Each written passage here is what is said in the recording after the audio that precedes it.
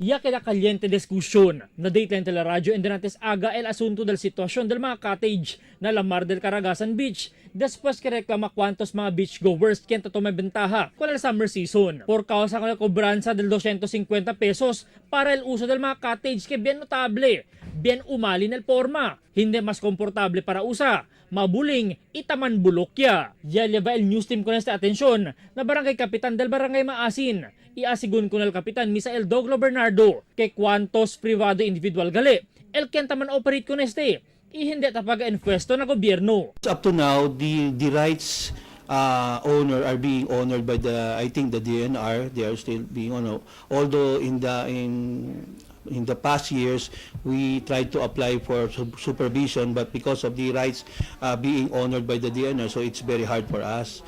But there was an intention of the barangay when I sat as the punong barangay to maintain, to supervise, to develop that area, but it was very hard for us because it is being owned by privately.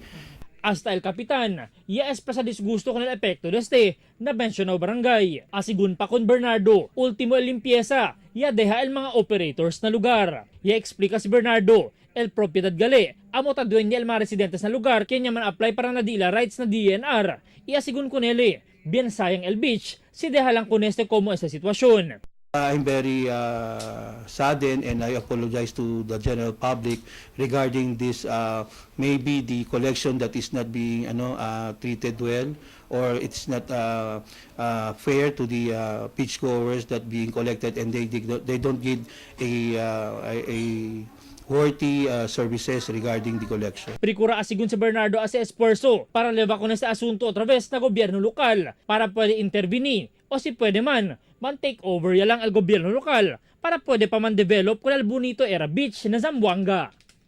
Albert Luna, Dateline Zamboanga.